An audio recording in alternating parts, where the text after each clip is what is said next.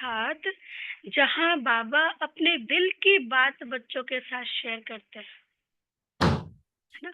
और समय तो हम बाबा को सुनाते रहते हैं, कभी किसी स्थिति में, कभी, लेकिन बाबा डायरेक्टली अपने दिल की बात, बाबा के अंदर बच्चों के लिए क्या चल रहा है, बाबा का बाबा का भाव क्या है, जहाँ बाबा अपने दिल की बात बच्चों के साथ शेयर करते हैं।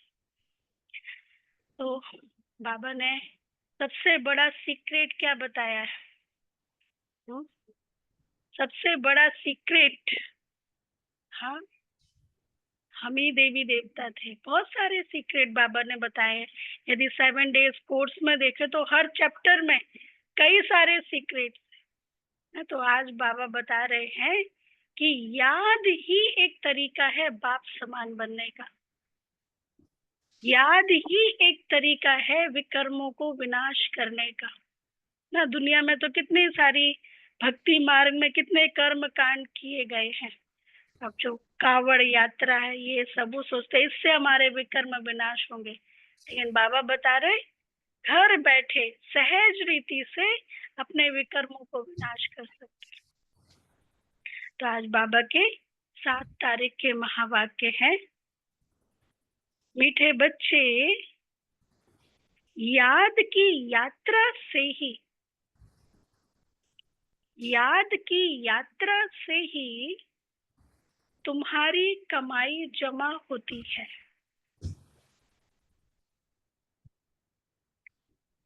याद की यात्रा से ही तुम्हारी कमाई जमा होती है। तुम घाटे से फायदे में आते हो, तुम घाटे से फायदे में आते हो, विश्व के मालिक बनते हो, विश्व के मालिक बनते हो, है ना। कितना सिंपल, याद की यात्रा से ही विश्व के मालिक बनते हैं, घाटे से फायदे में आते हो। प्रश्न है, सत का संग तारे, कुसंग बोरे, इसका अर्थ क्या है?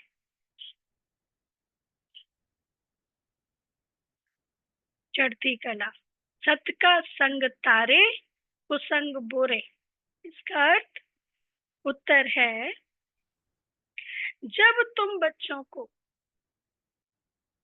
सत्य का संग, जो सत्य है, एवर ट्रुथ है, कभी भी जन्म मरण में नहीं आता, किसी के प्रभाव में नहीं आता, जो जब तुम बच्चों को सत्य का संग अर्थात बाप का संग मिलता है,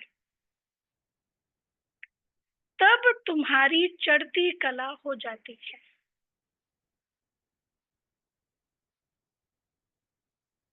रावण का संग कुसंग है। वैसे भी जिसके साथ रहो वैसे बनते जाते ना, वैसे प्रभाव पड़ता जाता है। तो बाप के संग रहेंगे तो बाबा की तो ऑलरेडी चढ़ती ऊंचाई पर है, तो तुम्हारी भी चढ़ती कला होती जाती है। रावण का संग कुसंग है, उसके संग से तुम नीचे गिरते हो, उसके संग से तुम नीचे गिरते हो, अर्थात रावण तुम्हें डुबोता है, अर्थात रावण तुम्हें डुबोता है, बाप पार ले जाता है। बाप का भी कमाल है, बाप का भी कमाल है, जो सेकंड में ऐसा संग देते जिससे तुम्हारी गति सदगति हो जाती है। सेकंड में ऐसा संग देते जिससे तुम्हारी गति सदगति हो जाती है, इसलिए उसे जादूगर भी कहा जाता है। सेकंड में ना मुक्ति, जीवन मुक्ति मिल जाती है, इसलिए उसे जादूगर भी कहा जाता है। अच्छा, ओम शांति। बच्चे याद में बैठे थे, क्या भी नहीं है? बच्चे याद में बैठे थे, इसको कहा जाता है याद की यात्रा। बाप कहते हैं योग अक्षर काम में ना लाओ, क्या करो? याद। बाप को याद करो, वह है आत्माओं का बाप, परम पिता पतित पावन। उस पतित पावन को ही याद करना है। बाप कहते हैं देह के सब संबंध छोड़ एक बाप को याद करो। कहते हैं ना, आप मुए मर गई दुनिया। देह सहित देह के जो भी संबंध आदि देखने में आते हैं, उनको याद नहीं करो। ये बाबा का विशेष डायरेक्शन, उनको याद बिल्कुल नहीं करो। एक बाप को ही याद करो तो तुम्हारे पाप जल जाएंगे। तुम जन्म जन्मांतर की पाप आत्माएं हो ना, यह है ही पाप आत्माओं की दुनिया, सत्यों के पुण्य आत्माओं की दुनिया। अब पाप सब कट कर पुण्य कैसे जमा हो? बाप की याद से ही जमा होंगे। कई सारे फायदे आज बाबा याद के बता रहे हैं। विकर्म विनाश होंगे, तुम विश्व के मालिक बनेंगे, पुण्य जमा बाबा की याद से होंगे। आत्मा में मन बुद्धि है ना, तो आत्मा को बुद्धि से याद करना है। शिव बाबा को बुद्धि से, बुद्धि मतलब बुद्धि से याद, मन से याद करना और बुद्धि से याद करने में क्या अंतर है? बाबा ये भी तो कह सकते हैं आत्मा को मन से, बाबा को मन से याद करो, लेकिन इनका बुद्धि से याद करो, इमर्ज समझ रूप से। में, इमर्ज रूप से, इमर्ज रूप से। और बुद्धि मतलब विजुअलाइजेशन। डीप हाँ, डीप। बुद्धि मतलब देखना ना, बाबा को देखना, वो जो है जैसा, उसको परम धाम में उसको देखना। तो ये तो बाबा कहते हैं बुद्धि से याद करो। हाँ। आत्मा को बुद्धि से याद करना है। बाप कहते हैं तुम्हारे जो भी मित्र संबंधी हैं, उन सबको भूलो। वह सब एक दो को दुख देते हैं। एक पाप करते हैं जो काम कटारी चलाते हैं, दूसरा पाप फिर क्या करते हैं? एक तो काम कटारी चलाते, ये पाप करते, दूसरा जो बाप सर्व का सदगति दाता है, बच्चों को बेहद का सुख देते हैं, अर्थात स्वर्ग का मालिक बनाते हैं, उनको सर्वव्यापी कह देते हैं। दो तरह के पाप चढ़ते हैं आत्मा के ऊपर, खुद नीचे, अभी 2-3 दिन पहले भी था ये मुरली में, उस पर उनको सर्वव्यापी कह देते हैं। यह पाठशाला है, तुम आए हो यह पढ़ने, यह लक्ष्मी नारायण है तुम्हारी एम ऑब्जेक्ट, और कोई ऐसे कह ना सके। तुम जानते हो अभी हमको पवित्र दुनिया का मालिक बनना है। हम ही विश्व के मालिक थे, पूरे 5000 वर्ष हुए, देवी देवता विश्व के मालिक है ना। कितना ऊंच पद है, कितना ऊंच पद है। जरूर यह बाप ही बनाएंगे। बाप को ही परमात्मा कहते हैं, उनका असुल नाम है शिव। फिर बहुत नाम रख दिए हैं, जैसे बॉम्बे में बबूल नाथ का मंदिर है ना, बाबा का घर बॉम्बे में भी था एक, तो इतना नजदीक था कि बाबा के घर की खिड़की से सब दिखाई देता था। तो बाबा कहते हैं जैसे बॉम्बे में बबूल नाथ का मंदिर है, अर्थात कांटों के जंगल को फूलों का बगीचा बनाते हैं। बबूल नाथ का अर्थ कांटे को फूल बनाते हैं। नहीं तो उनका असली नाम एक ही शिव है। इनमें प्रवेश करते हैं तो भी नाम शिव ही है। तुमको इन ब्रह्मा को याद नहीं करना है, यह तो देहधारी है। तुमको याद करना है विदेही को। तुम्हारी आत्मा पतित बनी है, उनको पावन बनाना है। कहते भी है महान आत्मा पाप आत्मा, महान परमात्मा नहीं कहते हैं।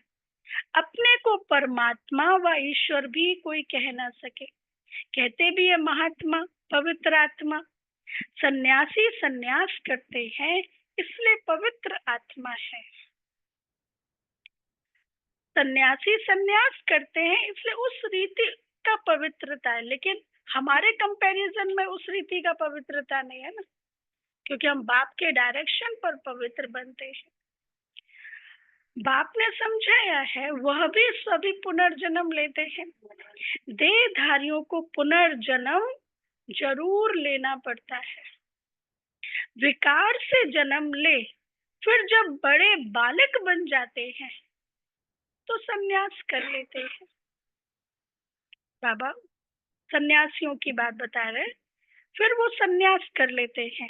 देवताएं तो ऐसे नहीं करते। हम घर गृहस्थ में रहते हुए फिर पवित्र बनते हैं।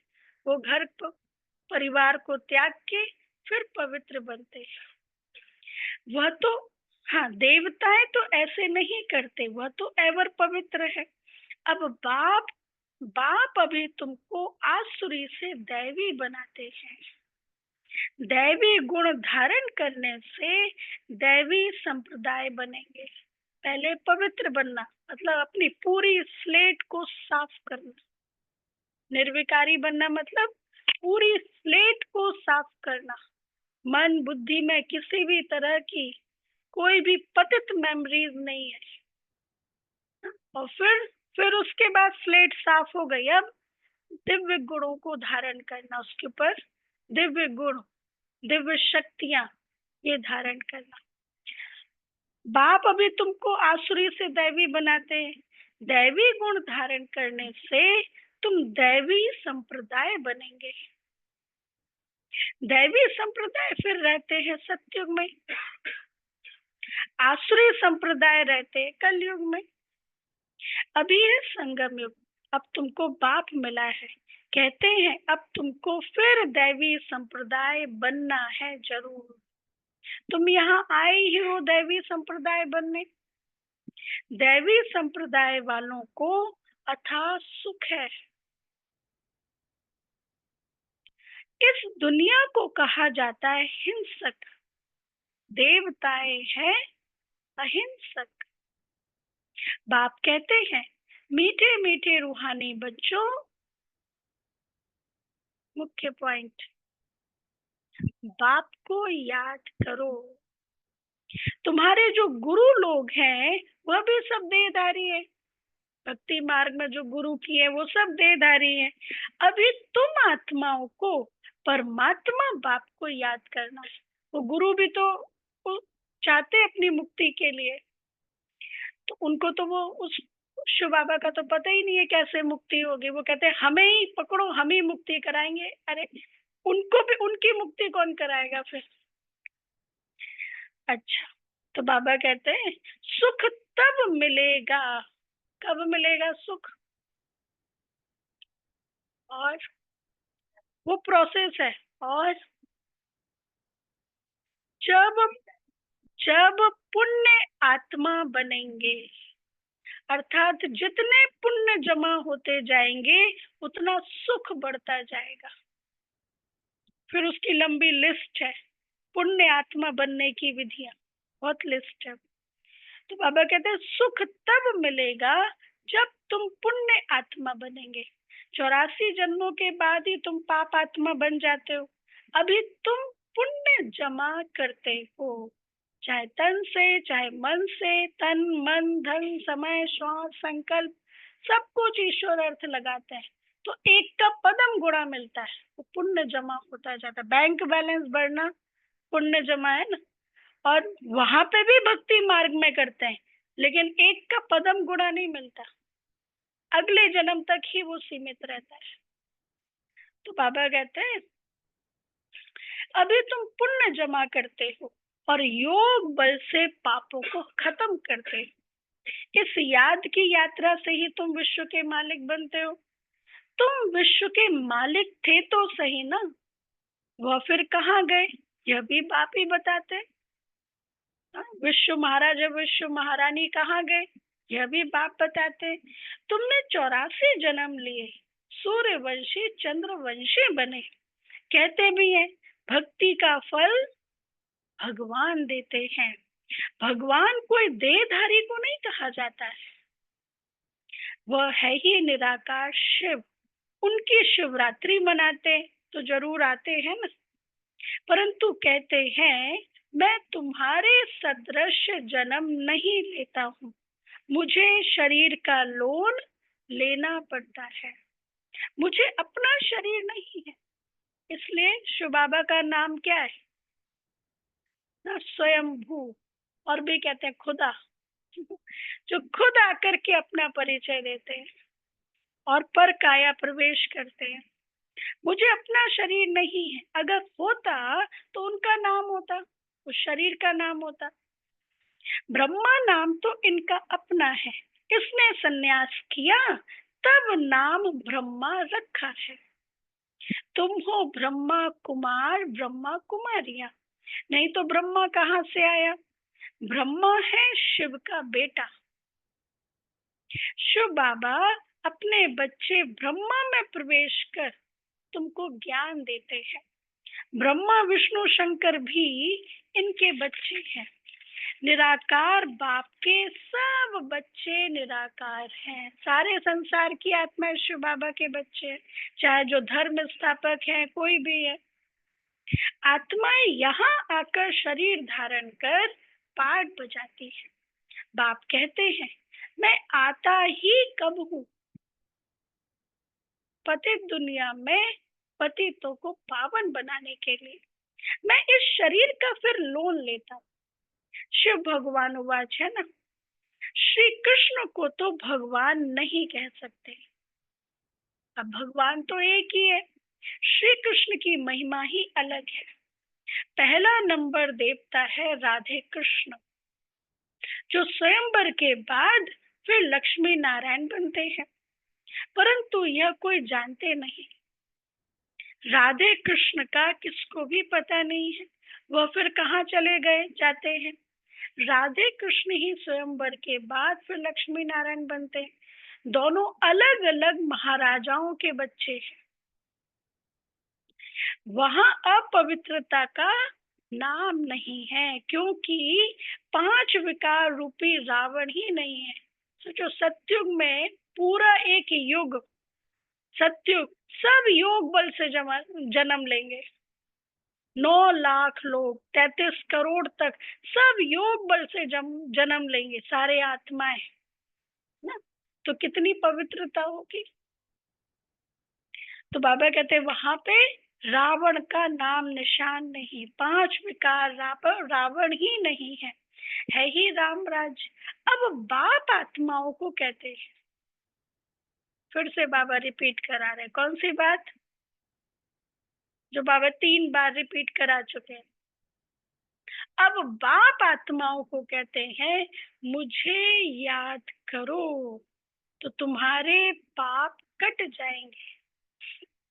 तुम सतो प्रधान थे, अब तुम प्रधान बने हो, घाटा पड़ा है फिर जमा करना है।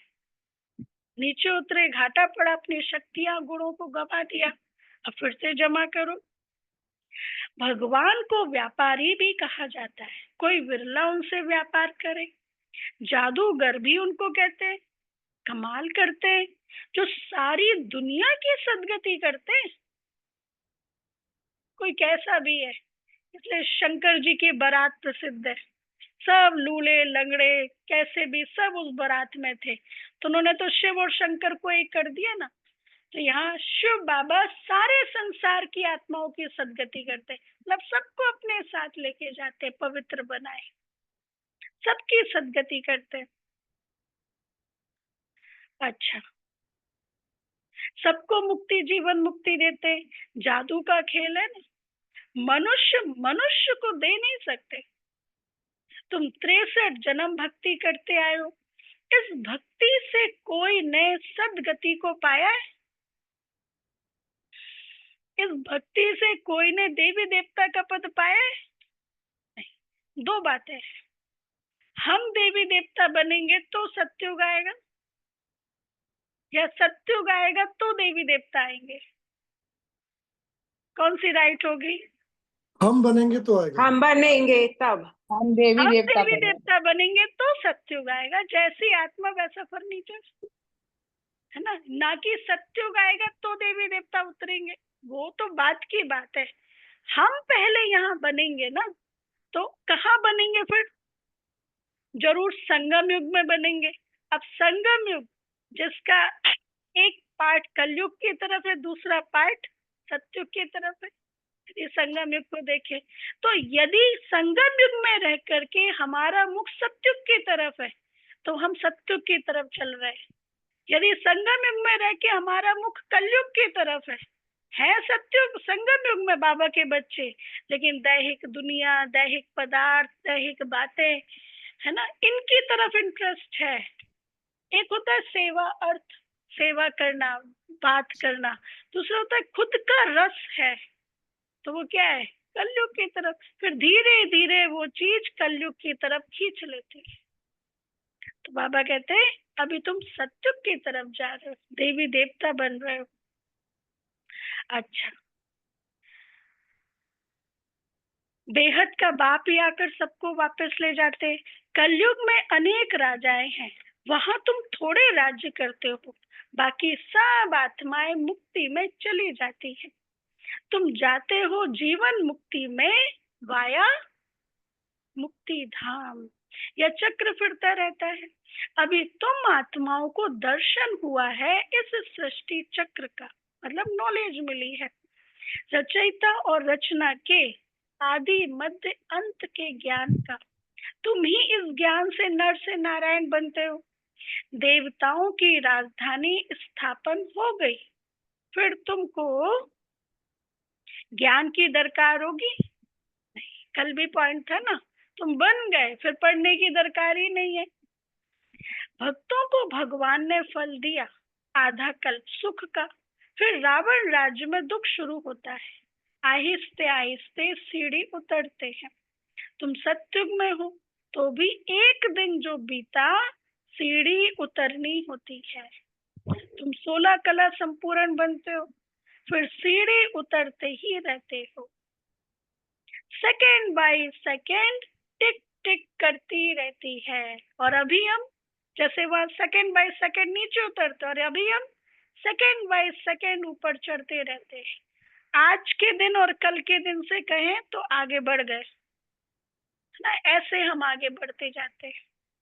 उतर हाँ, सेकेंड बाय सेकेंड टिक टिक होती है, उतरते ही जाते हैं। कहाँ पे? सत्युग से जब नीचे आते हैं, लेकिन संगम युग से हम ऊपर चढ़ते हैं। समय बीतते बीतते इस जगह आकर पहुंचे हैं, वहां भी तो ऐसे ही घड़ियां बीतती जाएंगी। हम सीढ़ी चढ़ते हैं, फिर एकदम फट से संगम युग से सत्युग जाते हैं तुरंत, और सत्युग से संगम युग में आते हैं तो टाइम लगता है। तो अभी हम सीढ़ी चढ़ते एकदम फट से, फिर सीढ़ी उतरनी है झूम मिसल। अच्छा, बाप कहते हैं मैं सर्व की सदगति करने आया हूँ, सब संसार की सबकी सदगति करने आया हूँ। मनुष्य मनुष्य की सदगति कर ना सके, क्योंकि क्यों नहीं कर सकते? कितना भी बड़ा महामंडलेश्वर जगत गुरु शंकराचार्य है, क्यों नहीं कर सकते वो सदगति? क्योंकि वह विकार से पैदा होते हैं, उनके अंदर वो पवित्रता नहीं है, है ना, पतित है।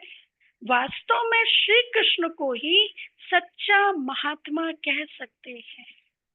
यह महात्मा लोग तो फिर भी विकार से जन्म ले फिर संन्यास करते हैं, वह तो है ही देवी देवता। देवताएं तो सदैव पवित्र है, विकार की वहां कोई बात नहीं, उनमें कोई विकार होता नहीं। उनको कहा ही जाता है निर्विकारी दुनिया, और इनको कहा जाता है विकारी दुनिया। नो प्यूरिटी, चलन कितनी खराब है। देवताओं की चलन तो बड़ी अच्छी होती है, सब उनको नमस्ते करते हैं। कैरेक्टर्स उन्हों के अच्छे हैं। देवी देवताओं के बाबा कहते कैरेक्टर्स उन्हों के अच्छे हैं, तब तो अपवित्र मनुष्य उन पवित्र देवताओं के आगे माथा टेकते हैं। अभी तो लड़ना झगड़ना क्या क्या लगा पड़ा है, बड़ा हंगामा है। अभी तो रहने की भी जगह नहीं है, इसलिए मल्टी स्टोरीज बनाते रहते, रहने की भी जगह नहीं है। सत्युग में होगा, सत्युग में तो जगह ही जगह है। एक बारी बाबा ने एक मुरली में कहा था, विश्व महाराजा श्री नारायण का इतना बड़ा महल होगा, मतलब इतनी जगह होगी दिल्ली से जयपुर तक, इतना बड़ा होगा। तो एक महाराजा का इतना बड़ा होगा, फिर और तो सब। बाबा ने कहा था जो प्रेसिडेंट हाउस है, जो प्रेसिडेंट हाउस है, दास की भी दासी, महाराजा की दासी की भी दासी, उसका प्रेसिडेंट जैसा हाउस होगा, है ना। तो मतलब दास का भी घर कितना अच्छा होगा, इतना। तो ऐसा धनवान, इतना संपूर्ण पवित्र बाबा हमें बना रहे हैं। जैसी जितनी यहाँ पे पवित्रता, जितना यहाँ योग बल, ज्ञान बल, धारणाओं का बल, उतना वहाँ प्रॉस्पेरिटी, उतना वहाँ संपन्नता उस रीति से। तो बाबा कहते हैं कैरेक्टर्स उन्हों के अच्छे हैं, तब तो अपवित्र मनुष्य उन देवताओं के आगे माथा टेकते हैं। अभी तो लड़ना झगड़ना क्या क्या लगा पड़ा है, बड़ा हंगामा है। अभी तो रहने की भी जगह नहीं है। चाहते हैं मनुष्य कम हो, परंतु यह तो बाप का ही काम है। सत्युग में बहुत थोड़े मनुष्य होते हैं, इतने सब शरीरों की होलिका हो जाती है, बाकी सब आत्माएं चली जाती है फिर अपने स्वीट होम। सजाएं तो नंबरवार भोगते हैं जरूर, जो पूरा पुरुषार्थ कर विजय माला का दाना बनते हैं, वह सजाओं से छूट जाते हैं। माला एक की तो नहीं होती, माला एक की तो नहीं होती, जिसने उन्हों को ऐसा बनाया वह है फूल ना। वो होते ना, माला होती है, रुद्राक्ष की माला होती है, जो जपते हैं वो माला होती है। तो ऊपर फूल होता है, फिर नीचे, सबसे नीचे मेरू दाना, वो और दानों की अपेक्षा वो दाना सबसे बड़ा होता है। तो मेरू दाना किसे कहते हैं, बाबा किसे कहता है मेरू दाना? ब्रह्मा मम्मा को, ब्रह्मा बाबा, मम्मा को मेरू दाना, और फूल शिव बाबा। तो बाबा कहते हैं फिर है मेरू, प्रवृत्ति मार्ग है ना, तो जोड़ी की कमाल है। सिंगल की माला नहीं होती, सन्यासियों की माला होती नहीं, वह है निवृत्ति मार्ग वाले। वह प्रवृत्ति मार्ग वालों को ज्ञान दे ना सके। सन्यासी निवृत्ति मार्ग वाले, वो घर परिवार छोड़ दिया, हाँ, वो बाबा कहते वो प्रवृत्ति मार्ग वालों को ज्ञान दे ना सके। हम लक्ष्मी नारायण बन रहे हैं, हम घर गृहस्थ में रहते हुए जीवन को पवित्र बना रहे हैं। उनका ज्ञान है घर बार छोड़ो, परिवार छोड़ो, व्यापार छोड़ो और पवित्र बनो। तो वो ये थोड़ी ना, ये ज्ञान थोड़ी ना दे सकते। पवित्र बनने के लिए उनका है हद का संन्यास, वह है हठ योगी, यह है राजयोग। राजाई प्राप्त करने के लिए बाप तुमको यह राजयोग सिखलाते हैं। बाप हर 5000 वर्ष बाद आते हैं। आधा कल्प तुम राजाई करते हो सुख में, फिर रावण राज्य में आहिस्ते आहिस्ते तुम दुखी हो जाते। इसको कहा ही जाता है सुख दुख का खेल। तुम पांडवों को जीत पहनाते, अब तुम हो पंडे, अब तुम हो पंडे। पंडे अर्थात जो रास्ता दिखाने वाला है, और जो खुद वहां से होके आया है। मतलब परम धाम बाबा ने हमें दिखाया ना, अनुभव कराया ना नॉलेज के आधार पर, तब तो हम परम धाम याद करते हैं बाबा, मतलब परम धाम में जाते हैं बाबा को याद करते। तो बाबा कहते अब तुम हो पंडे, घर जाने की यात्रा कराते हो। वह यात्राएं तो मनुष्य जन्म जन्मांतर करते आए हैं। अब तुम्हारी यात्रा है घर जाने की। बाप आकर सबको मुक्ति जीवन मुक्ति का रास्ता बताते हैं।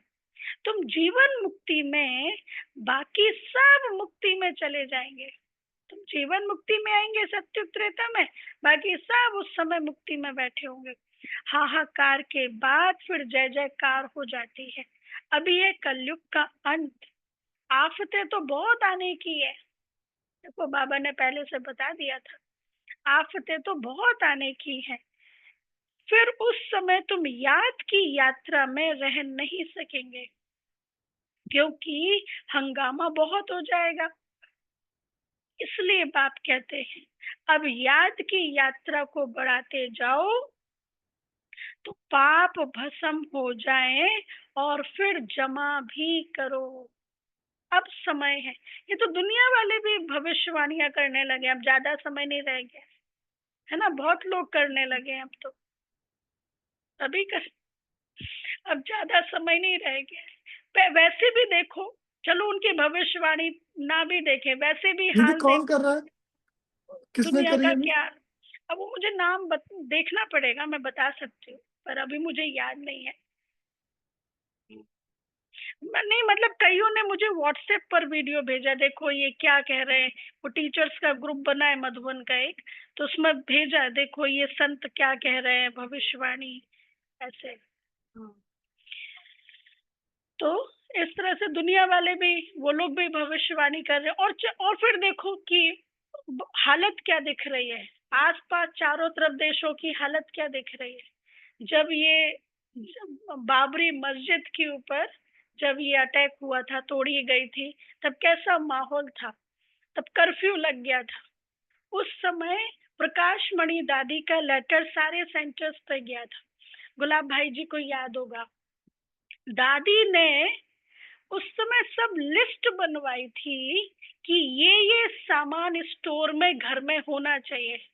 याद है गुलाब भाई जी को? दादी ने सारे सेंटर्स पर लिस्ट भेजी थी, 6 महीने का पूरा स्टॉक रखना है। पूरा एक एक सामान, गैस सिलेंडर, माचिस, टॉर्च, मतलब जो भी ग्रोसरी का सामान है जरूरत, क्योंकि ये था कि सब कर्फ्यू, फिर उसके बाद कर्फ्यू लग गया था, बंद था है ना। उसके पहले दादी ने लिस्ट भिजवा दी थी। तो वो समय था, और अभी तो हालतें कैसे दिख रही है। तो बाबा कहते हैं इसलिए देखो, जो सोलर सिस्टम है, जो हमारे यहाँ माउंट आबू में, ओआरसी में, और भी जो बड़े रिट्रीट सेंटर्स हैं, 97 में सब जगह सोलर सिस्टम, मतलब पहल चली थी, सबको सोलर सिस्टम लगाना है अपने यहाँ पे। उस समय तो कोई इतना ज्यादा था भी नहीं, लेकिन ये किसका था? बाबा की, मतलब बाबा ने कहा था, बाबा की विशेष था कि ये लगाना है। तो आज भले लाइट चली जाए, इलेक्ट्रिसिटी ना हो, लेकिन मधुबन चलता रहेगा, ओआरसी चलता रहेगा, मतलब ये सोलर सिस्टम लगे। तो भगवान का विजन है ना, बाबा ने पहले से ही बता दिया है कि क्या होगा, उस अनुसार पहले से अपने आप को तैयार करना है। तो बाबा कहते हैं आफतें तो बहुत आने की है, फिर उस समय तुम याद की यात्रा में रह नहीं सकेंगे। अब ये इंटरनल पुरुषार्थ वाली बात, उस समय याद की यात्रा में रह नहीं सकेंगे, क्योंकि हंगामा बहुत हो जाएगा। इसलिए अब बाप कहते हैं याद की यात्रा को बढ़ाते जाओ तो पाप भस्म हो जाए, और फिर जमा भी करो। सतो प्रधान तो बनो। बाप कहते हैं मैं हर कल्प के पुरुषोत्तम संगम युग पर आता हूँ। यह तो बहुत छोटा सा ब्राह्मणों का युग है। ब्राह्मणों की निशानी चोटी होती है। ब्राह्मण, देवता, क्षत्रिय, वैश्य, शूद्र, यह चक्र फिरता ही रहता है। ब्राह्मणों का बहुत छोटा कुल होता है। इस छोटे से युग में बाप आकर तुमको पढ़ाते हैं। तुम बच्चे भी हो तो स्टूडेंट भी हो, फॉलोअर्स भी हो, यहाँ कहेंगे। हालांकि बाबा तो लीडर क्रिएट्स लीडर बाबा, लेकिन हम बाबा बाप समान बनते ना, बाबा के नक्शे कदम पर चलते तो फॉलोअर्स भी है। वो सन्यासी के फॉलोअर्स नहीं हो सकते। अच्छा, ऐसा कोई मनुष्य होता नहीं जो बाप भी हो, शिक्षा देने वाला टीचर भी हो, और सृष्टि के आदि मध्यंत का ज्ञान देता हो और फिर अपने साथ भी ले जाए। ऐसा कोई मनुष्य हो ना सके। यह बातें अभी तुम समझते हो। सत्युग में भी पहले पहले बहुत छोटा झाड़ होता है, बाकी सब शांति धाम में चले जाएंगे। बाप को कहा जाता ही है सर्व का सदगति दाता। बाप को बुलाते हैं, हे पतित पावन बाबा आओ। दूसरे तरफ फिर कहते हैं परमात्मा। एक तरफ बुलाते हैं, छोड़ भी दे आकाश सिंहासन, इस धरती पर आ जा रे, ओ दूर के मुसाफिर हमको भी साथ ले ले। एक तरफ बुलाते हैं, दूसरी तरफ फिर क्या कहते हैं? दूसरे तरफ फिर कहते हैं परमात्मा कुत्ते बिल्ली ठिक्कर भित्तर सब में ना। फिर गीत भी गाते, देख तेरे संसार की हालत क्या हो गई भगवान, कितना बदल गया इंसान। अब सब में है तो फिर किसको कह रहे, मतलब भगवान भगवान सब में, शांति का सागर सब में, तो भी ये हालत हो गई। बेहद के बाप का अपकार करते हैं, बाप जो विश्व का मालिक बनाते हैं उनको डिफेम करते रहते हैं। कितना नीचे गिरा दिया है। इसको ही कहा जाता है रावण का संग दोष, रावण का असर। सत का संग तारे कुसंग डुबोए। रावण राज्य शुरू होता है तो तुम गिरने लग पड़ते हो। बाप आकर के तुम्हारी चढ़ती कला करते हैं। बाप आकर मनुष्य को देवता बनाते हैं तो सर्व का भला हो जाता है और आत्माओं का भी भला हो जाता है, क्योंकि सबके लिए मुक्ति का गेट फिर खुल जाता है। अभी तो सब यहाँ है, बाकी जो भी रहे हुए हैं वो आते रहते हैं, परम धाम से आते रहते हैं। जब तक निराकारी दुनिया से सब आत्माएं आ जाएंगी तब तक तुम इम्तिहान में भी नंबर वार पास होते जाएंगे। इनको कहा जाता है रूहानी नॉलेज। रोज ही तो इम्तिहान होते है ना, हर रोज रात में देखे आज के इम्तिहान में कितना परसेंटेज रहा। तो बाबा कहते हैं इसको कहा जाता है रूहानी नॉलेज। रूहानी बाप रूहानी बच्चों को पढ़ाने आते हैं। रावण राज्य आया तो फिर शरीर छोड़ अपवित्र राजा बने और फिर देवी पवित्र देवताओं के आगे जाकर माथा टेकने लगे। आत्मा ही पतित अथवा पावन बनती है। आत्मा पतित तो शरीर भी पतित मिलता है। सच्चे सोने में खाद पड़ती है तो खाद का जेवर हो जाता है। अब आत्मा से खाद निकले कैसे? आत्मा में जो विकारों की खाद पड़ी है, बाबा कहते निकले कैसे? याद से। योग अग्नि चाहिए, योग अग्नि के रूप में चाहिए, मतलब बहुत पावरफुल स्थिति, तब खाद निकलेगी। थोड़ा बहुत एक बोल में पानी गर्म करने रखा, अभी थोड़ा गर्म हुआ फिर निकाल लिया, फिर थोड़ा गर्म हुआ फिर निकाल लिया बाहर, क्या उसके कीटाणु नष्ट होंगे? नहीं। वो पानी के कीटाणु नष्ट कब होंगे? कब होंगे? है ना, जब ऑयल उसके हाईएस्ट 100%। पॉइंट तक हम उसको गर्म करेंगे, वो बॉयल होगा, तब उसके कीटाणु नष्ट होंगे। उसी तरह से जो थोड़ी देर योग कंटिन्यूअसली में रखा बैठे, है। हाँ कंसिस्टेंसी चाहिए। उसी तरह से थोड़ी देर योग में बैठे, हाँ बस हो गया योग। 10 में भले 2 घंटे भी बैठे हो, लेकिन पावरफुल याद नहीं है तो विकर्म विनाश तो नहीं होंगे ना। इसलिए कहते हैं क्वालिटी योग, क्वालिटी टाइम। हम जो करने बैठे हैं सिर्फ वही करें और उस बीच में और कोई चीज याद ना आए। तो बाबा कहते हैं यह है योग अग्नि। ज्ञान चिता पर बैठे हो, आगे थे काम चिता पर, बैठे हैं ज्ञान चिता पर। योग के लिए भी तो ज्ञान चाहिए ना। बाप ज्ञान चिता पर बिठाते हैं, अर्थात ज्ञान चिता पर, इसलिए कहते हैं ना ज्ञान चिता पर बैठ के डिसीजन लो। चिता मतलब आसन। ज्ञान क्या कहता है, समझ क्या कहती है। तो ऐसे सिवाय ज्ञान सागर बाप के और कोई ज्ञान चिता पर बिठा ना सके। मनुष्य भक्ति मार्ग में कितनी पूजा करते रहते, लेकिन किसको जानते ही नहीं है। अभी तुम सबको जान गए हो, तुम सब देवता बनते हो, तो फिर पूजा की बात ही खत्म हो जाती है।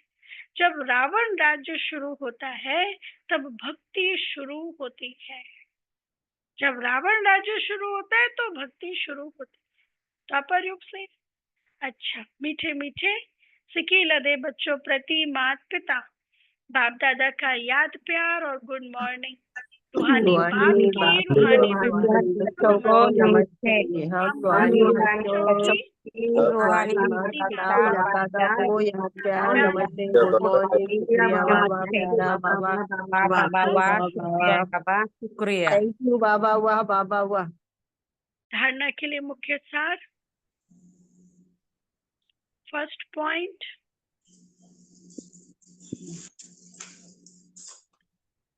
सजाओं से मुक्त होने के लिए,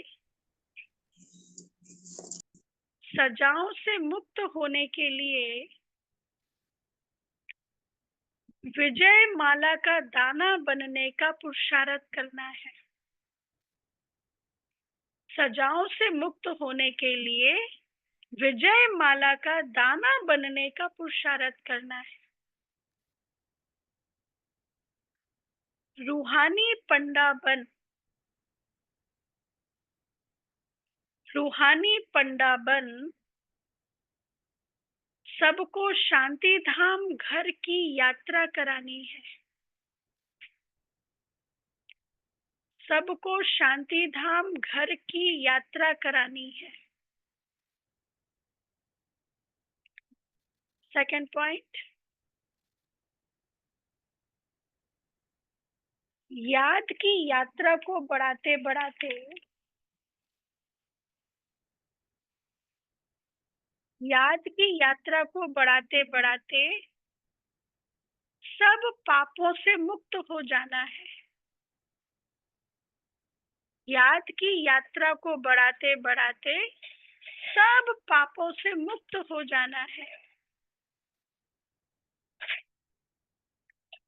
योग अग्नि से आत्मा को सच्चा सोना बनाना है। योग अग्नि से आत्मा को सच्चा सोना बनाना है, सतो प्रधान बनना है।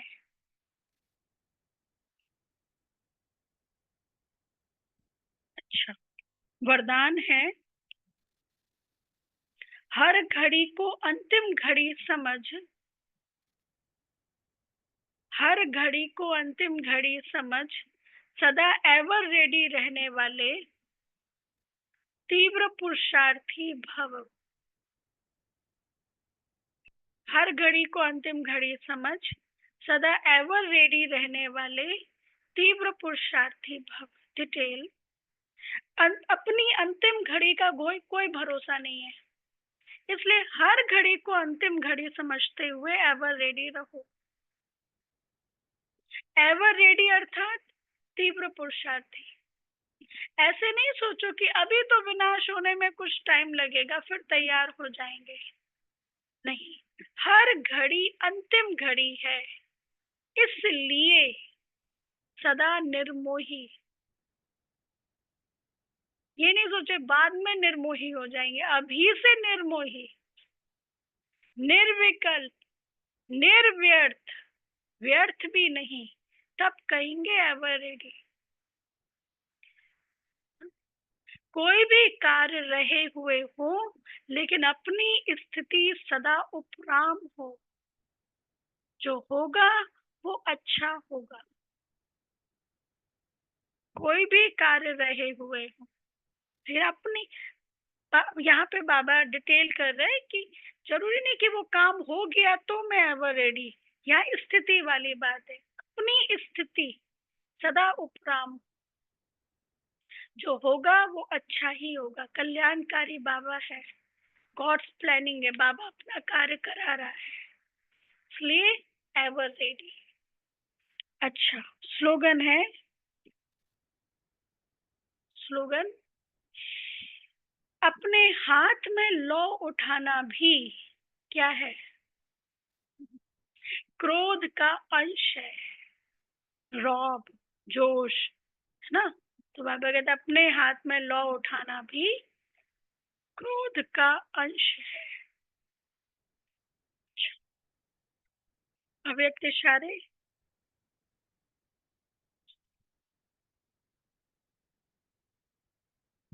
Seventh point,